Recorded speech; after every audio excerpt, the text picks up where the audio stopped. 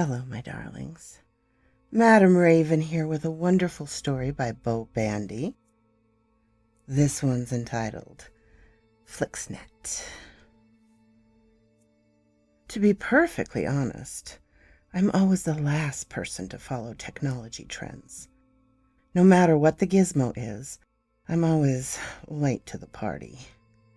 You could chalk that up to having different priorities, I suppose. For years, I've heard people mention a popular video streaming service, but our family never used to watch a lot of TV. It's just not something we entertained ourselves with. Not that we were vehement anti-television elitists or something like that. We would occasionally sit down and watch a TV show or movie as a family activity.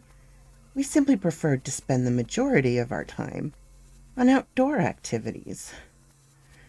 I wish that was still the case. A few weeks ago, we purchased an ultramodern 4K widescreen and surround sound system.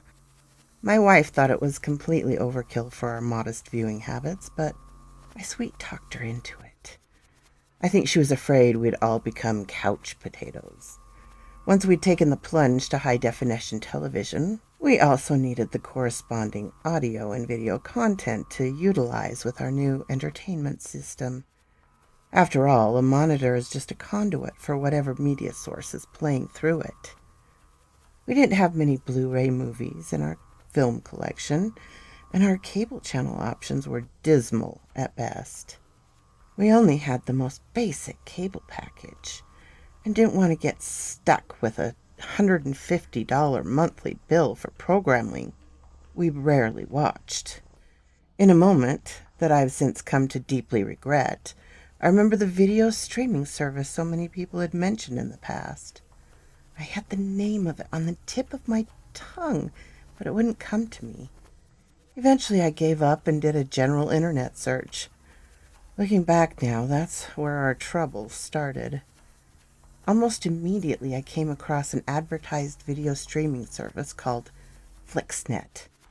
Something about it seemed a little off, but I assumed it was the same monthly pay site that everybody else in the world already subscribed to. Can you understand how an unsavvy technophobe like me might make that mistake? Anyway, I signed us up and plugged the subscription credentials into our new smart TV. After surveying the programming selection available, I was rather underwhelmed, but for $8 a month, it seemed like a harmless gesture.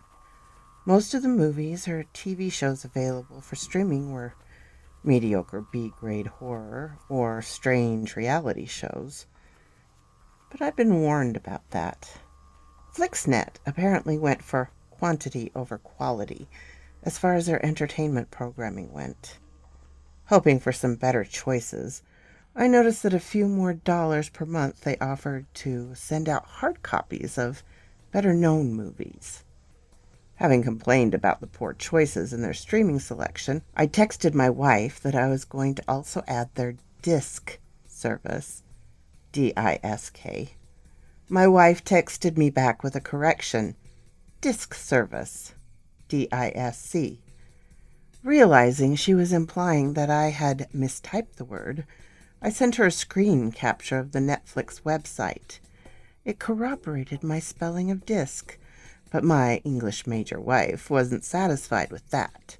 She insisted it should be disc with a C, despite what Flixnet site said. I took her word for it. She's the expert. I learned that a long time ago. Regardless of which way it should be, we were set up to receive disc service. We continued to muddle through the strange, often very creepy, Flixnet programming choices, even after we received a DVD in the mail. After a few days, we forgot we even had it as an option. A week or so later, after spending an hour sifting through the online choices, my wife remembered the mail DVD. After exhausting the list of frustrating streaming choices, it was a relief to pop in what we assumed would be a blockbuster movie. To my surprise, the DVD didn't even have a title on it. I wasn't sure how Flixnet staff knew which movies they had sent to us. Once in the player, the drawer closed, and the unlabeled media began to play. I can tell you that the next few moments passed without registering for our entire family. We were greeted with the most surreal, terrifying thing I have ever witnessed. Once the haze of confusion lifted, at first I thought we were watching ourselves live on closed-circuit television. What filled our massive screen was a pre-taped footage of ourselves staring directly at the TV from some previous time. It was incomprehensible. First I looked at the screen and over at my perplexed family. Then we all gazed in absolute confusion at the screen to try to make sense of it. We were stunned by the developing implications. It wasn't live footage. Everyone had on different clothes, and the taped version of ourselves were unaware we were being filmed. I began to shake in unfocused rage at the uncertainty of the situation. My son and daughter looked at us for reassurance, but there was none to give. My wife and I felt a genuine sense of terror. Worse still, seeing the taped footage of us being totally oblivious made the current situation feel even more terrifying. From the focal point of the footage, it was obvious that our modern TV had somehow been used to spy on us. I wanted to stand up and smash the damn thing in livid fury. But then the unauthorized documentation of our family switched to unauthorized footage of other rooms. I was appalled to see my wife and I talking privately in our bedroom. We don't even have a television in our room. Yet there we were. I couldn't believe it was happening. How did they do this? Who exactly was behind the disturbing invasion of privacy? And what was their motive? We sent our frightened kids to bed and forced ourselves to watch the rest of the video. As chilling as it was to watch, we had a duty to see it all, to know the gut-wrenching truth. Somehow they had footage of every room in our house. Often it even came from different angles. The two of us were freaked out so severely that we didn't even know what to do about it. Who would we call to report such a mind-blowing event? Who would believe such an outrageous personal invasion story? How did they get into our home? What else have they seen? Have they spied on the children as they bathed? Or my wife and I were intimate? I have never known a real panic attack until the weight of such a violation fell upon us. We were angry, frightened, curious, and speechless. Some unknown entity had invaded our my unwitting ignorance. I had assisted them. How did they do it? Why did they do it? And who were they? Those ugly questions smoldered me like a straitjacket. My wife refused to even undress in the house with the lights on until we debugged the place. I didn't dare point out that as sophisticated as they apparently were, they could just as easily have infrared cameras watching us in the dark. Not to mention, surely they had nude footage of us already. As frightened as we were, I didn't dare contact the authorities, out of fear of blackmail or reprisal. The bizarre spyware conspiracy went way too deep to blindly react. The sadistic perpetrators wanted us to know we were being watched. They obviously weren't afraid of being arrested. I was faced with the realization that they were taunting us. Ordinary police wouldn't be able to protect us from that level of cyber-stalking. I had to proceed carefully. We planned on staying at a nearby motel until I could work out a logical plan. Somehow the world's least tech-savvy guy had to survey the entire house to make sure every hidden camera and microphone was dismantled. I also had to find out how to unhack our smart TV so it could no longer be used as a creepy tool to spy on us. I consulted a coworker in the know about those technological things. At first, he didn't know what to make of my crazy story. Frankly, it seemed as though he thought I'd made the whole thing up, until I showed him a few minutes of the unmarked DVD. "This was mailed to you? That's disturbing as hell," Josh remarked incredulously. "Did you call the police? Who would do such a twisted thing? This person must have hacked into your Wi-Fi network and took over your new TV camera and microphone. You gotta report this to the cops. They may have someone who can get to the bottom of it. Have you shared your network password with anyone? That's probably where the breach of security came from." I told him about signing up for Flixnet Online and also paying for their mail disc service. He raised his eyebrow in genuine confusion when I pointed out that the unmarked discs supposedly came directly from them. "Flixnet, huh? What's that? You mean Netflix? They wouldn't do anything like this." All of a sudden, it was my turn to be confused. I opened up my browser and went to the Flixnet website to show him the details of my account. From the look on his face, I could tell Josh was seeing the page for the first time. Obviously, it wasn't the video streaming service that he and others had recommended to me. He looked over the site and almost instantly noticed some huge red flags, which I had missed. With possibly the most creepy marketing campaign in the world, their slogan was, "While others watch television, we watch you." How had I missed that incredibly strong hint of things to come? I can only blame it on ignorance. I was greatly embarrassed by my poor choices, but I needed his help too much to let my bruised pride get in the way. "This is next level dark web stuff," he declared with a hint of genuine concern in his voice. As he analyzed the page headers, "I've heard of nightmare shakedowns and cyber harassment sites before, but in most cases the FBI or NSA steps in to shut them down quickly. This is highly fortified against identifying the shadow organization behind it. In comparison to similar scams I've seen before, they look amateurish. This is top-notch code and incredibly well protected. I don't know how you can get out of the tangled mess you are in, but I have some buddies. I'll ask around and let you know. The regular police can't help you with this. Forget I said anything about that. Don't waste your time with them. It would be way over their heads and just tip off these criminals to tighten the noose around your neck. If it's a ransomware scheme, they've already got control of your home network and possibly even your bank account. I'd get online ASAP from a remote computer and transfer all of your money to another bank. If you're lucky they haven't already gotten your cash yet, then you should change your passwords. Good luck, man. You're gonna need it."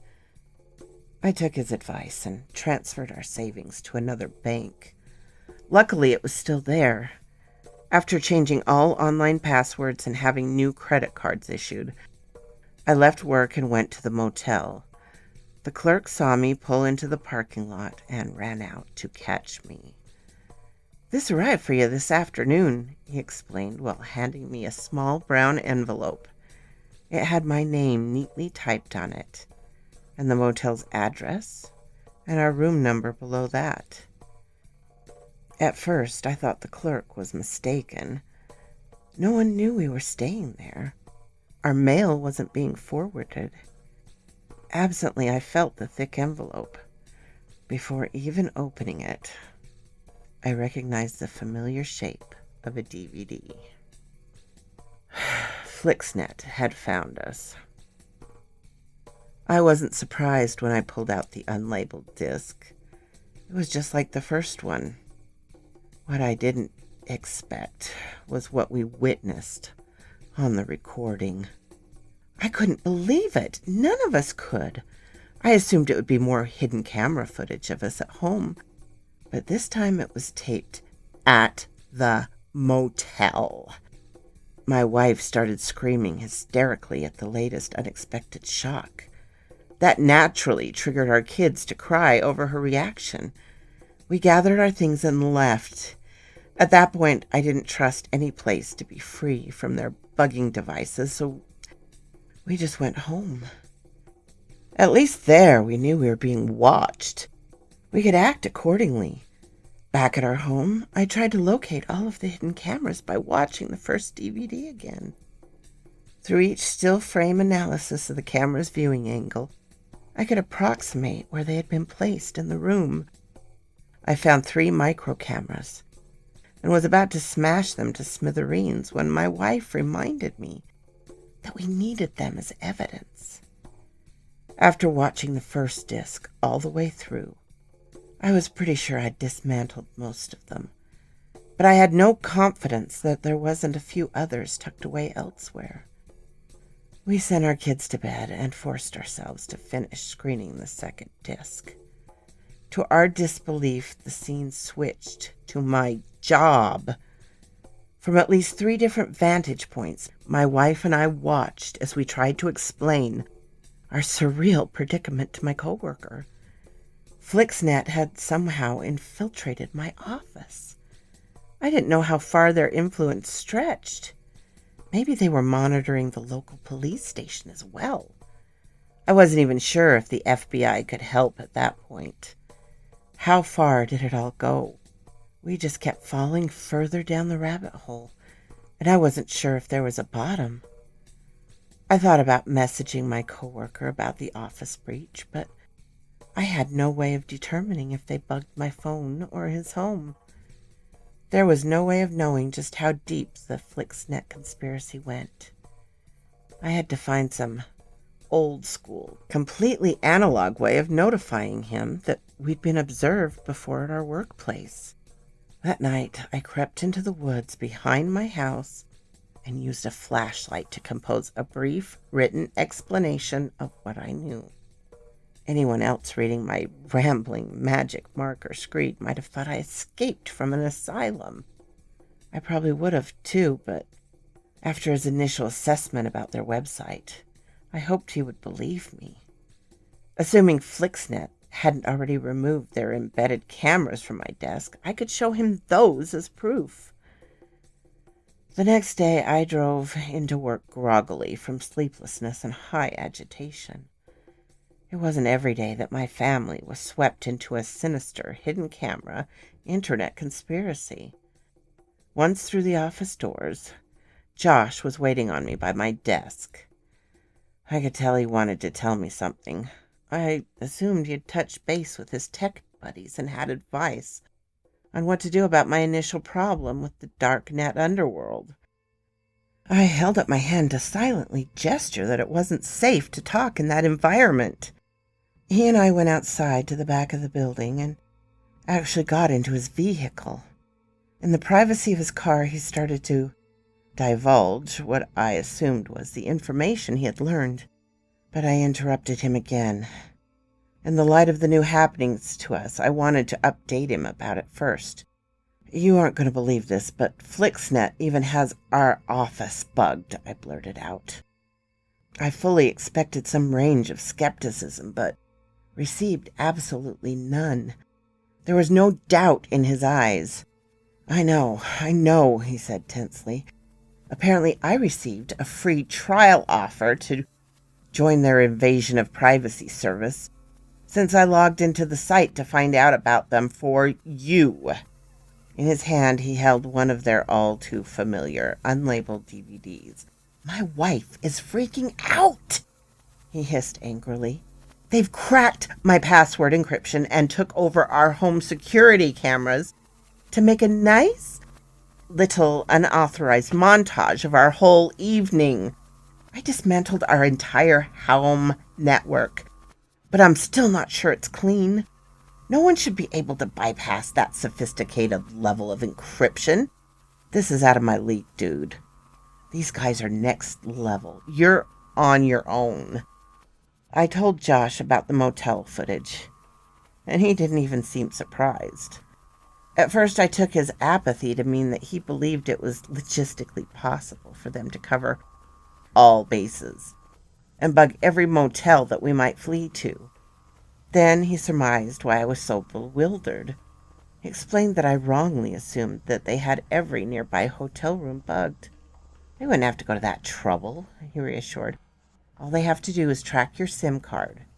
They could follow it on GPS and track your location to a motel you picked. It wouldn't take but a couple minutes to slip in and plant a few cameras in the room while you're still registering at the front desk. I bet they tapped into the motel security camera or computer and saw the room number as the clerk rented it to you. I sat with my mouth agape at the unbelievable prospect. Why would a shadowy underground entity expend such a precision level of espionage towards my average little family? We aren't celebrities or important politicians. Why would anyone want to go to such extreme lengths to mess with our simple lives? It blew my mind, and I struggled to even be able to express those sentiments. Josh just shrugged in exasperation. I have no idea why, but now I'm on their radar too. Thanks, dude. There was a new envelope on my desk with my morning paperwork. I held it up for Josh to see. He put his hand on his brow and shook his head in frustration. Despite what we knew about the office surveillance, there was a certain advantage in leaving all the spyware cameras in place.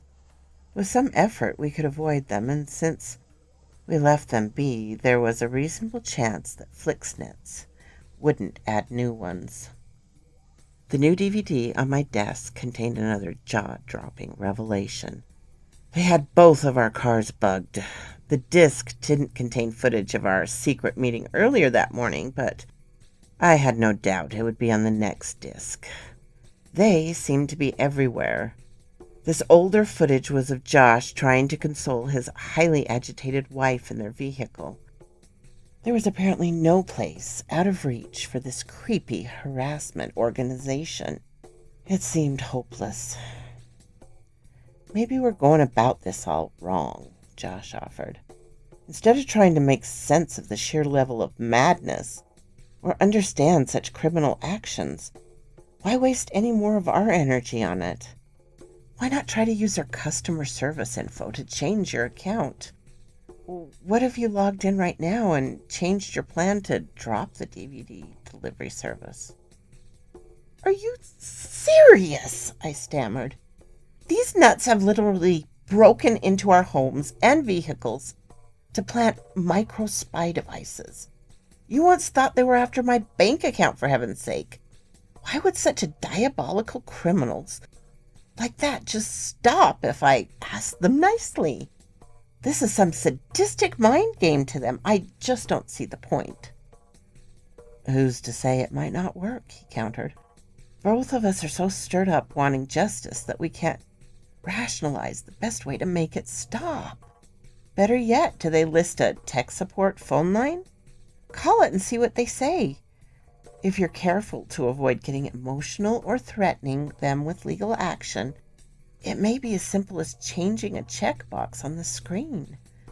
At the very least, we can learn valuable intel from how they react to our change in tactics. To say that I was skeptical was an understatement. But it was not like we had any more to lose. They held all the cards. The puppet masters at Flixnet were always 3 steps ahead of us. I decided to try what Josh suggested. More to prove him wrong than of any hope of actually working. As the number rang, I honestly felt my heart skip a beat. On the other side of the line, I was about to make first contact with a real representative of their thug organization. Hello, this is Denise. How can I help you today, Mr. Phillips? I almost hung up in panic. How did she know my name? I hadn't spoken yet and was calling from a public phone. It was just another indication that they were always watching. This perfectly normal-sounding, cheerful representative addressed me again, and I bobbled the phone. I was in shock at her pleasant voice. Remembering Josh's advice, I did my best to remain professional, completely calm, and not accuse them of any wrongdoing. I suppose I expected to hear a mobster answering with one of those gritty voice disguise boxes. Instead, Denise sounded like a college cheerleader. Yeah, I would like to drop the disk service from my account. It's just not for us. Denise didn't hesitate. We have a 6-month minimum on the service, but you can break your contract for a nominal fee. We appreciate that you didn't damage our equipment or waste our time with your local law enforcement. The cancellation fee will be $399. Do you want me to go ahead and process that, sir? As angry as I was for the extortion shakedown, I would have paid 3 times as much to get out of it. I was about to agree to their loan shark terms when I remembered that I'd secretly moved all our money to a different bank. She couldn't charge the same credit card account I'd used earlier because it had been closed. I tried to be discreet when I explained that I needed to make other arrangements to pay for the cancellation fee. Oh, that's not necessary. We have your new account number and password on file. Do you want me to go ahead and process it now?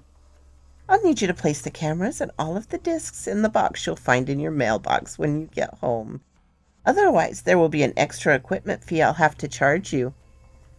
I sat there stunned at the realization that Flixnet could have taken our life savings at any time. Perhaps there was some level of honor among thieves? Denise spoke again to make sure I understood the rules and fine print. Mr. Phillips, I must inform you that you must wait at least 1 year to end the streaming portion of our service. Every month on the 4th, you'll be charged the standard $8 fee, as well as a preferred surcharge of $11.95 for premium exclusion. I strongly advise you keep that package. Premium exclusion? I stammered. Please be straight with me, Denise. What exactly is that? There was a slight pause on the line. I sensed that she was deciding how honest and candid she could be without getting in trouble with her superiors. Customers who drop the premium exclusion package are subject to have all of their personal pre-taped videos broadcast for the streaming public to view. Suddenly, all the disturbing things we had watched on the streaming video channels made perfect sense. Those were the people who dared to opt out of the exclusion package. The price for their naive bravery or stupidity was to have their private lives exposed to anyone with $8 a month. I told Denise in no uncertain terms that we definitely wanted to keep that privacy package intact. Okay, have a great day now, okay? Also, would you tell Mr. Smith that if he wants to end his trial offer, to give us a call at the same number. At Flixnet's, while others watch television, we watch you. Bye now! So quoth this raven. My darlings, if you like these videos, please like and subscribe. And give Bo Bandy a visit on his website. He has so many good stories to read. And please visit me on Twitter to be informed when I release videos.